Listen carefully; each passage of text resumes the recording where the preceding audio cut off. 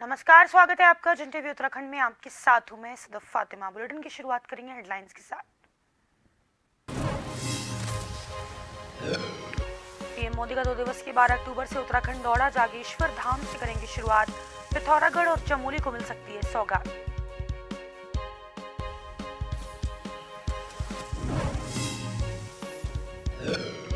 पांच राज्यों में विधानसभा चुनावों की तारीखों का ऐलान। उत्तराखंड में बीजेपी कांग्रेस के नेताओं दावा। मंत्री अग्रवाल ने कहा होगी प्रचंड जीत। कांग्रेस विधायक ने कहा 5 और 0 से होगा क्लीन स्वीप। हरिद्वार में मेरी माटी मेरा देश कलश यात्रा को लेकर कार्यक्रम। सांसद रमेश पोखरियाल निशंक ने की शिरकत। आजादी में बलिदान देने वाले शहीदों को किया गया याद।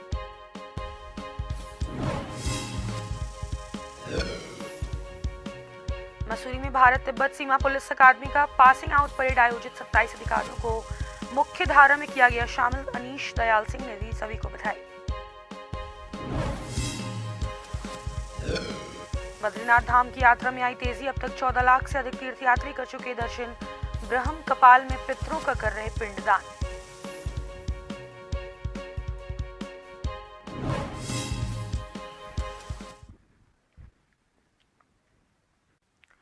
और अब देखेंगे खबरों को विस्तार से।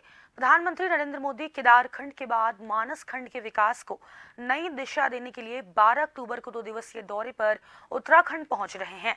यात्रा की शुरुआत प्रधानमंत्री अल्मोड़ा में स्थित जागेश्वर धाम से करेंगे।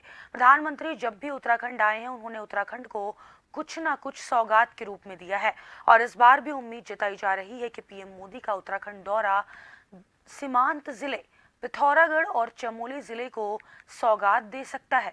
लेकिन प्रधानमंत्री के दौरे से पहले सियासत जारी है। जहां एक ओर भाजपा प्रधानमंत्री के दौरे को लेकर उत्साहित है तो वहीं कांग्रेस प्रधानमंत्री के दौरे को लेकर तंज कस रही है। कैबिनेट मंत्री प्रेमचंद अग्रवाल का कहना है कि प्रधानमंत्री जब भी उत्तराखंड आए हैं हमें सौगात के रूप में कुछ ना कुछ मिला है। कांग्रेस विधायक भुवन कापड़ी का कहना है कि प्रधानमंत्री पहले भी कई बार यहाँ आ चुके हैं और इस प्रधानमंत्री का उत्तराखंड में स्वागत है। जनता चाहती है कि प्रधानमंत्री उत्तराखंड को कुछ देकर जाएं।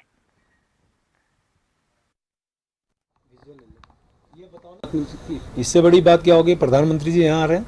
माननीय प्रधानमंत्री जी का आना ही हमारे लिए बहुत बड़ी बात है। हम लोग तो उसे उत्साह की दृष्टि से देख रहे हैं और उनका आना स्वाभाविक रूप से अनेकों चीज़ों को हमें इस सौगात के रूप में मिलती है, वो हमें मिलेगी ऐसी उम्मीद भी कर रहे हैं। अब आप देखिए जोशीमठ में जिस प्रकार से 1845 करोड़ रुपए हमें मिला, जिस प्रकार से G20 का हमें लगातार 3 बैठकें करने का मौका मिला, ये सब माननीय प्रधानमंत्री जी के आशीर्वाद के कारण मिला है। तो उम्मीद कर रहे हैं उनका आना। चूँकि इस बार हमारे यहाँ जो 4 धाम यात्रा में रिकॉर्ड टूटा है। पिछली बार 47 लाख कुछ हज़ार का था, अभी तक 48 लाख लोग अभी तक हमारे श्रद्धालु चारों धामों में आ चुके हैं। ये का कारण क्या है कि माननीय प्रधानमंत्री पिछली बार जब केदारनाथ जी की उस गुफा में बैठ के उन्होंने पूरे विश्व को संदेश दिया था कि आप आइए, तो हमारा आंकड़ा बढ़ा। इसी प्रकार जब वो कुमायूं की तरफ जाएंगे तो कुमायूं के जो हमारे वो मंदिर हैं, जो प्रसिद्ध मंदिर हैं, जो उस क्षेत्र का जो कायाकल्प उनके आने से होगा। प्रधानमंत्री जी उत्तराखंड आ रहे हैं, हम प्रधानमंत्री जी का स्वागत करते हैं उत्तराखंड में और मुझे लगता है प्रधानमंत्री जी कई बार उत्तराखंड आ गए। बात यह है कि प्रधानमंत्री देश के मुखिया जब राज्य में आते हैं तो राज्य की जनता चाहती है कि वो उत्तराखंड को कुछ दे के जाएं, वो उत्तराखंड के बारे में कुछ बोल के जाएं, उत्तराखंड के आम जन की जो समस्याएं हैं, जो उत्तराखंड का माहौल है, उस पर कुछ कह के जाएं, सरकार को कस कर जाएं। आज अंकिता हत्याकांड को 1 वर्ष से ज़्यादा हो गया, लेकिन वीआईपी का नाम नहीं पता। मुस्लिम छूटने को तैयार हैं।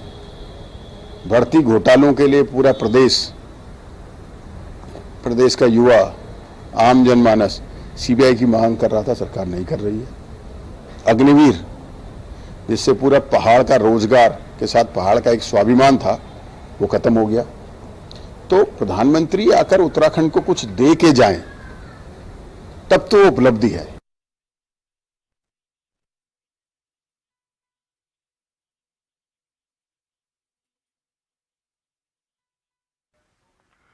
चलिए आगे बढ़ेंगे। प्रधानमंत्री नरेंद्र मोदी के सीमांत जनपद आगमन को लेकर प्रदेश के कैबिनेट मंत्री गणेश जोशी ने पिथौरागढ़ के कलेक्ट्रेट सभागार में समीक्षा बैठक की। मंत्री गणेश जोशी ने प्रधानमंत्री मोदी के प्रस्तावित जनसभा स्थल पर हो रही सभी तैयारियों के संबंध में आवश्यक दिशा निर्देश दिए। उन्होंने प्रवेश द्वार, पंडाल स्थल, टेंट, पेयजल, शौचालय आदि व्यवस्थाओं के बारे में जानकारी ली। मंत्री गणेश जोशी ने सभी संबंधित अधिकारियों को निर्देश दिए कि सभी व्यवस्थाएं समय पर पूर्ण कर ली जाएं और तैयारियों में किसी प्रकार की त्रुटि न रहे। उन्होंने वाहनों को समय से कार्यक्रम स्थल पहुंचने के लिए परिवहन विभाग को निर्देश दिए। उन्होंने कहा कि पेयजल की पूर्ण तैयारी कर ली जाए।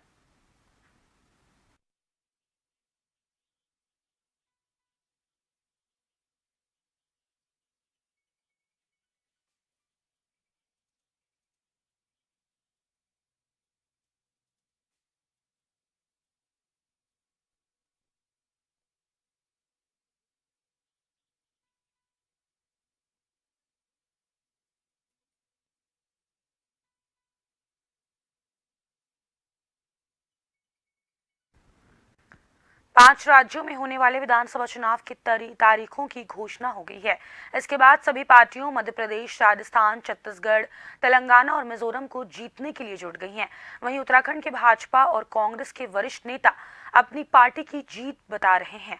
उत्तराखंड के कैबिनेट मंत्री प्रेमचंद अग्रवाल ने जहां अपनी प्रचंड जीत की बात कह रहे हैं, तो वहीं कांग्रेस के विधायक भुवन कापड़ी ने भाजपा को क्लीन स्वाइप करने का ऐलान कर दिया है।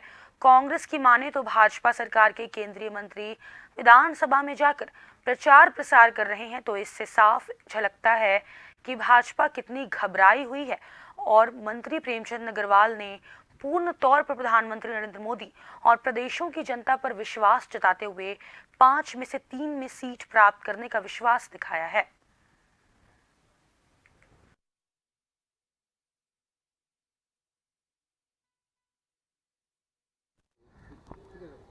देखिए, भारतीय जनता पार्टी शुरू से आप जानते हैं कि एक उस मूड में रहती है पार्टी के कार्यकर्ताओं के दम पे, जनता के विश्वास के दम पे, और जो हमारी वहाँ मध्य प्रदेश में सरकार रही है और उसके साथ साथ माननीय मोदी जी का जो चेहरा हमारे सामने है, जिस प्रकार से देश के अंदर काम हो रहे हैं, तो ये जो पांचों राज्यों में हमारे संगठन ने बहुत गंभीरता से भी शुरू से लिया है। तो अब हम उम्मीद कर रहे हैं कम से कम राजस्थान, छत्तीसगढ़ और मध्य प्रदेश में तो सरकारें हम कार्यकर्ताओं के दम पर, विकास कार्य के दम पे हमारी आएगी, लेकिन दूसरे राज्यों में भी हमारी स्थिति अच्छी हो, इसके लिए हमारा संगठन हमेशा लगातार लगा हुआ है, सक्रिय है। तो मैं तो स्वागत कर रहा हूँ चुनाव में, और आने वाला रिजल्ट जनता हमारे ही पक्ष में देगी, ऐसा उम्मीद कर रहा हूँ। देखिए, 5 राज्यों के चुनाव सामने है और मुझे लगता है कि इस बार 5-0 होने वाला है। कांग्रेस 5 के 5 राज्यों में सरकार बनाने जा रही है, ये साफ दिखाई दे रहा है। जब भारतीय जनता पार्टी केंद्रीय मंत्रियों को विधानसभा लड़ाने के लिए उतार रही है, तो इससे साफ स्पष्ट होता है कि जिन नेताओं ने आज तक विधानसभा नहीं लड़ा, जो बड़े बड़े नाम हैं, केंद्र में मंत्री रहे हैं, अभी मंत्री हैं, वर्तमान बड़े बड़े पदों में हैं, उन्हें विधानसभा के लिए तैयार किया जा रहा है, उन्हें जबरदस्ती झोंका जा रहा है। तो आप समझ सकते हैं कि आगामी 12 अक्टूबर को प्रधानमंत्री नरेंद्र मोदी के पिथौरागढ़ दौरे को देखते हुए स्वास्थ्य सचिव उत्तराखंड डॉक्टर आर राजेश कुमार ने स्वास्थ्य विभाग के दौरे के दौरान उपलब्ध कराई जा रही स्वास्थ्य सुविधाओं की समीक्षा बैठक करते हुए विभाग के आला अधिकारियों को निर्देश जारी किए। डॉक्टर आर राजेश कुमार ने बताया कि प्रधानमंत्री का जो कार्यक्रम है उसको लेकर स्वास्थ्य से रिलेटेड जो हमारी तैयारियां हैं उसके बारे में मीटिंग की गई सीएमओ और पूरी डिस्ट्रिक्ट टीम के साथ, और उनको इंस्ट्रक्शन भी दिए गए कि कार्डियो एम्बुलेंस, कार्डियोलॉजिस्ट, हम एक कार्डियोलॉजिस्ट और कार्डियो एम्बुलेंस जियोलिकांग में पुश कर रहे हैं।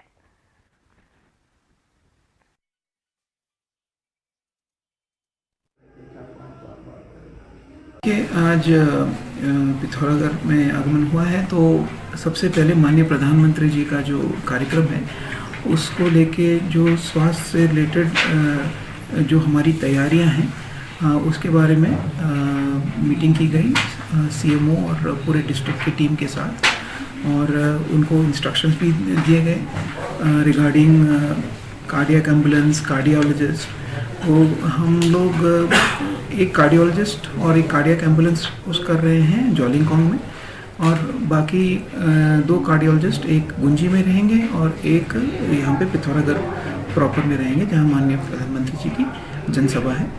और एक कार्डियोलॉजिस्ट, जैसे मैं बता रहा था, दून मेडिकल कॉलेज से वो यहाँ पे आएंगे, जोलिंगकोंग में उनकी तैनाती की जाएगी। बाकी फूड से रिलेटेड जो ऑफिसर्स हैं, लगभग 5 ऑफिसर्स की हमने पोस्टिंग कर दी है। इसके बाद मीटिंग का मुद्दा जो है, जो आयुष्मान आपके द्वार, आयुष्मान सभा और आयुष्मान मेला जो पूरे स्टेट में, पूरे देश में हम जो चल रहा है, उसकी प्रगति भी ली गई। वक्त हो गया एक छोटे से ब्रेक का, फौरन लौटेंगे, बने रहें जन टीवी पर।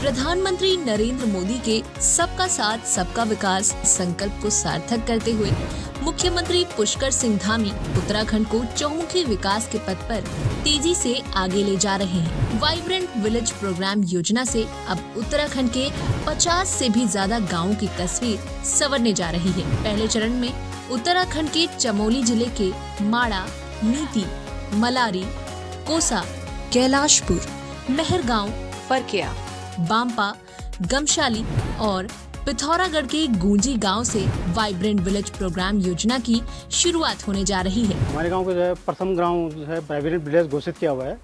इससे निश्चित है कि यहाँ का विकास होना चाहिए। जैसे जनजीवन में सुखद बदलाव लाने और पर्यटन को बढ़ावा देने के लिए वाइब्रेंट विलेज प्रोग्राम योजना के तहत सड़क, पेयजल, बिजली जैसी मूलभूत सुविधाओं की उपलब्धता सुनिश्चित की जाएगी। इस योजना से हमारा गांव बदल जाएगी, हमारी जिंदगी आगे बढ़ेगी। स्थानीय हस्तकला को यहाँ बढ़ावा मिलेगा। पर्यटक आएंगे तो लोकल बने उत्पादों को खरीदेंगे, जिससे यहाँ के आय स्रोत को भी बढ़ावा मिलेगा। वाइब्रेंट योजना अगर हमारे गांव में आए तो हमें बहुत सारी सुविधा होगी, जैसे हमारे गांव में पानी की और सड़क की और बिजली बहुत अच्छी सुविधा होगी। इस योजना से सीमा क्षेत्र तो मजबूत होगा ही, साथ ही साथ सीमावर्ती गांव भी विकास की मुख्य धारा से जुड़ जाएंगे। हम लोग सीमावर्ती क्षेत्र में रहते हैं और सीमा के प्रहरी के रूप में भी जाने जाते हैं। द्वितीय रक्षा पंक्ति के रूप में हम यहाँ पर काम करते हैं। धामी सरकार उत्तराखंड को वैश्विक मानचित्र पर आत्मनिर्भर, सशक्त और विकसित राज्य के रूप में स्थापित कर रही है। वाइब्रेंट विलेज प्रोग्राम योजना से अब गांव को मिलेगी नई पहचान।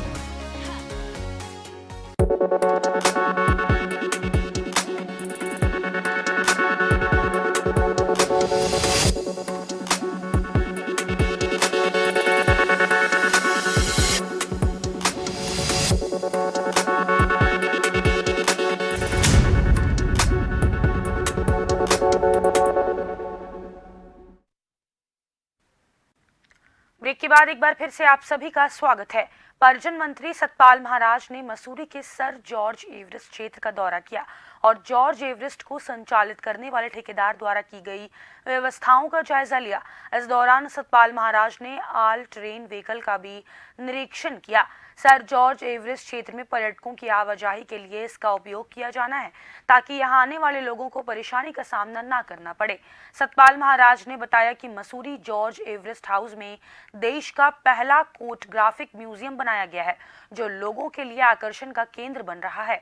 जॉर्ज एवरेस्ट हेलीपैड को राधानाथ सरदर को समर्पित किया गया है। उन्होंने कहा कि राधानाथ सरदर द्वारा जॉर्ज एवरेस्ट को मापा गया की जानकारी आम लोगों को मिल पाएगी।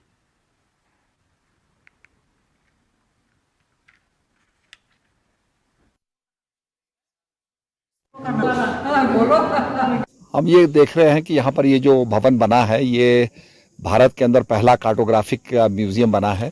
और यहाँ पर क्योंकि सर्वे जनरल का हेडक्वार्टर्स थे, तो उन्होंने क्या क्या देश के अंदर किया है, कैसे कैसे देश के अंदर माउंट एवरेस्ट की ऊंचाई को नापा है, ये सब देखने को मिल रहा है। तो लोगों का ज्ञानवर्धन हो रहा है। और राधानाथ सिकदर जी को भी हमने सम्मान दिया है, उनके नाम पर हेलीपैड को डेडिकेट किया गया है। तो वही एक ऐसे व्यक्ति थे जिन्होंने पूरी एवरेस्ट के ऊंचाई को नापा और मैं समझता हूं कि इससे हमारे आने वाली पीढ़ी समझेगी कि भारत में क्या काम किया गया है। ब्रिटेन के बाद हिंदुस्तान दूसरा देश था जहां पर फिजिकली जंजीरों को लेकर के इसको नापा गया। और आप कल्पना कीजिए कि कैप कैमरन से लेकर के, चेन्नई से लेकर के और यहाँ तक जंजीरों से नापा गया, किस प्रकार का टेरेन था, जंगली जानवर, हाथी, बिच्छू, सांप, उन सब के बीच में से गुजरते हुए उन्होंने ये काम किया। तो आज निश्चित रूप में हमारे अंदर श्रद्धा पैदा होती है और उन व्यक्तियों के प्रति जिन्होंने इस काम को संपन्न किया।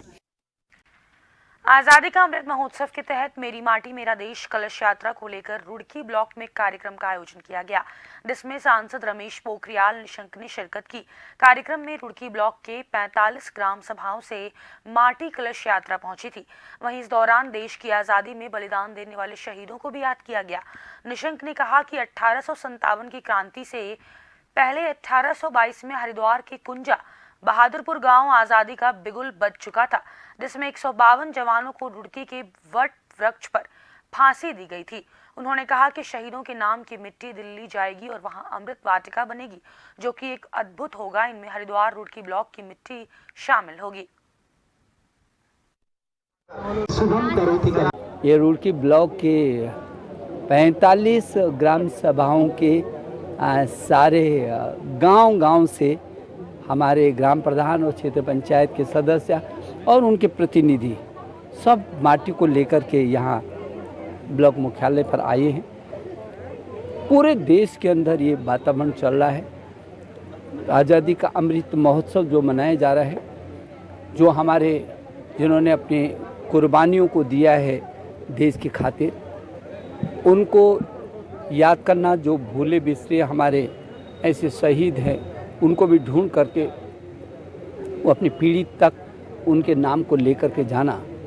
और हम तो सौभाग्यशाली हैं कि हमारा जो ये हरिद्वार ज़िला है, ये तो जब 1857 की क्रांति से भी पहले 1822 में राजा विजय सिंह जी ने और उनके जो सेनापति थे कल्याण सिंह जी, उन्होंने पहली क्रांति की थी। नगर निगम 5 साल बाद मलिन बस्तियों से हाउस टैक्स वसूलने जा रहा है। इसमें शहर की 129 बस्तियों के कुल 40,000 घरों को शामिल किया गया है। मेयर सुनील उनियाल गामा का कहना है कि मलिन बस्तियों में भवन कर जमा कराने के लिए शिविर लगेंगे। इसके साथ ही निगम कार्यालय में भी जमा कराया जा सकता है। टैक्स में दो चीज़ हैं, एक तो कुछ बस्तियों में 2014 से टैक्स नहीं लिए गए, कुछ बस्तियों में 2016 से नहीं लिए गए। ऐसे में अगर वो टैक्स जो है एक साथ उनसे लेंगे तो उन पे ब्याज भी बहुत लगेगा। इसलिए बोर्ड ने निर्णय किया था कि हम इस टैक्स को जो है एक वित्तीय वर्ष का जो है हम उनसे टैक्स लेंगे, तो 1 साल का ही हम उनसे टैक्स ले लें ताकि उन पे जो है वित्तीय भार भी ना पड़े और वो अपना टैक्स जो है जमा कर सकें। हल्द्वानी में भारतीय जनता युवा मोर्चा के प्रदेश अध्यक्ष शशांक रावत ने बताया कि ड्रग फ्री उत्तराखंड के संकल्प को लेकर युवा मोर्चा द्वारा आगामी 15 अक्टूबर से प्रदेश भर में खेल महाकुंभ का आयोजन किया जा रहा है। प्रत्येक विधानसभा में होने वाले इन कार्यक्रमों में 2 खेल एक विधानसभा में होंगे।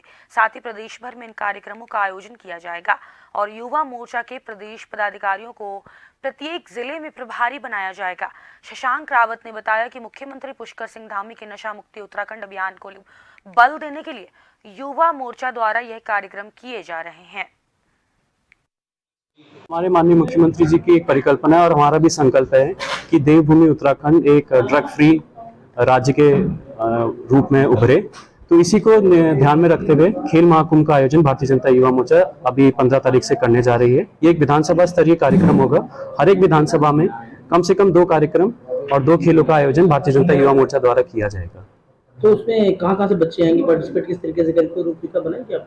इसमें हमने विधानसभा प्रभारी नियुक्त किए, प्रदेश पदाधिकारी। ये मंडल स्तर पर जाकर बैठक रखेंगे और जितने भी सभी युवाओं के अपने संपर्क रहते हैं, इसमें गूगल रजिस्ट्रेशन के माध्यम से सबका रजिस्ट्रेशन किया जाएगा ताकि हमारे पास भी एक डेटा बैंक के माध्यम से, जैसा कि विषय आया है कि उनका रिकॉग्नाइजेशन कि आगे भी वो बढ़े और हमारे जितने भी राज्य सरकार है हम उनको भी बताएं कि जितनी भी हमारी प्रतिभाएं हैं संगठन के द्वारा हम उनको भी एक्नॉलेज करने की कोशिश करेंगे। स्कूल बस ड्राइवर को प्रशिक्षण देने के बाद अब RTO Dehradun school van driver को प्रशिक्षण देने की पहल करने जा रहा है। चूंकि अक्सर ऐसा देखने को मिलता है कि स्कूलों की छुट्टी के वक्त शहर में जाम की समस्या बन जाती है, जिसके चलते ट्रैफिक व्यवस्था को सुचारू रूप से चलाने के लिए आरटीओ इस पहल को करने जा रहा है। साथ ही साथ आरटीओ स्कूल वैन चेकिंग अभियान भी मंगलवार से शुरू कर चुका है। मैडम, सबसे पहले तो देहरादून में हमारे यहाँ दो तरह के वाहन स्कूल से संबंधित हैं। पहले स्कूल बसेस जो स्कूल के नाम पर है, इसके अलावा छोटी वैन्स हैं जिनकी संख्या लगभग 500 से 550 है, जिनके माध्यम से बच्चे जाते हैं। आरटीओ के माध्यम से हम लोग सबसे पहले वाहनों का वेरिफिकेशन कर रहे हैं और उनको एक परेड ग्राउंड पर बुलाया जाएगा। ये प्रोग्राम चलेगा मंगलवार से, जो 3 बजे से लेकर 6 बजे तक इन वाहनों का वेरिफिकेशन होगा। इस दौरान ये देखा जाएगा कि स्कूल वैन अंदर से ठीक है कि नहीं, उसके कागज ठीक है कि नहीं, उसकी बॉडी में कोई जैसे बॉटल रखना या सीबीएसई की जो गाइडलाइंस है उसके अनुरूप है कि नहीं। उसके साथ साथ हम लोग ड्राइवर का भी वेरिफिकेशन करेंगे कि उसके पास लाइसेंस है, और उसको हम काउंसलिंग भी करेंगे कि स्कूल के बच्चों को ले जाते वक्त किस किस चीज़ों का ध्यान रखना चाहिए। मुख्यतः काउंसलिंग में 2 चीज़ें कवर करेंगे हम। एक तो रोड सेफ्टी के बारे में बताएंगे, और उतना ही जरूरी हम बताएंगे कि ट्रैफिक कॉन्जेशन जो सुबह होता है कैसे वो गाड़ी चलाएं जिससे कि सुबह सुबह सड़कों पर ट्रैफिक कॉन्जेशन ना हो। भारत तिब्बत सीमा पुलिस अकादमी में 1 वर्ष के प्रशिक्षण के बाद 27 अधिकारी मुख्य धारा में शामिल हुए। इन अधिकारियों को लंबे प्रशिक्षण के दौरान सैन्य और पुलिस संबंधी विषयों का गहन प्रशिक्षण दिया गया। पास आउट होने वाले इन अधिकारियों में राजस्थान से 4, महाराष्ट्र से 3, उत्तर प्रदेश, झारखंड, केरला, उत्तराखंड और मध्य प्रदेश से 2 और आंध्र प्रदेश, बिहार, छत्तीसगढ़, दिल्ली, हिमाचल, तमिलनाडु, तेलंगाना, कर्नाटक, लेह लद्दाख और असम से 1 प्रशिक्षणार्थी हैं। प्रशिक्षण के उपरांत आयोजित भव्य दीक्षांत और शपथ ग्रहण समारोह में इन युवा अधिकारियों ने संविधान और बल के प्रति निष्ठा और समर्पण की शपथ ली। इस अवसर पर मुख्य अतिथि और बल के वरिष्ठ अधिकारियों ने इन युवा अधिकारियों के कंधों पर सितारे सजाकर उनका उत्साहवर्धन किया और उनके उज्जवल भविष्य के लिए शुभकामनाएं दी। यह समारोह भारत तिब्बत सीमा पुलिस के बैंड डिस्प्ले के साथ संपन्न हुआ। पासिंग आउट परेड में बतौर मुख्य अतिथि अनीश दयाल सिंह, भारतीय पुलिस सेवा महानिदेशक, भारत तिब्बत सीमा पुलिस बल ने अपने संबोधन में पास आउट होने वाले सभी अधिकारियों को बल की मुख्य धारा में शामिल होने पर बधाई देते हुए इस बल में उनके उज्जवल भविष्य की कामना की। It's a very proud moment for me and my family. I'm very grateful to them that they have come here and graced this occasion with their presence. Along with my parents, my near neighbors are all my close relatives have also come here, my cousins. I'm very grateful to all of them. क्या मानते हैं, 1 साल की कठिन training रही है आपकी, training के दौरान क्या क्या अनुभव आपके रहे और आप क्या पूरी तरीके से तैयार हैं? During 1 year long training, the training has been very fruitful and very informative. We have transformed a lot ever since we joined here 1 year back. Now we are passing after 1 year. It is a whole transformation we have gathered, and we are ready to serve the country. Whatever we have learned here, we will try to. पिछले वर्ष की भांति इस वर्ष भी बद्री विशाल की धाम में record तोड़ तीर्थयात्री पहुंच रहे हैं। अभी भी धाम में हजारों की तादाद में तीर्थयात्री मौजूद हैं। बता दें कि बद्री विशाल की धाम में अब तक 14 लाख से अधिक तीर्थयात्री दर्शन कर चुके हैं। हर दिन हजारों की तादाद में तीर्थयात्री यहां पहुंच रहे हैं, जिस कारण स्थानीय लोगों में काफी खुशी का माहौल बना हुआ है। तीर्थयात्री दर्शन के लिए मंदिर प्रांगण के सिंहद्वारा से लेकर लंबी लंबी लाइनों में खड़े हुए देखे जा रहे हैं, जिस कारण तीर्थयात्रियों को भी दिक्कतों का सामना करना पड़ रहा। वहीं ब्रह्मा कपाल में तीर्थयात्री अपने पितरों का पिंडदान करने के लिए पहुंच रहे हैं।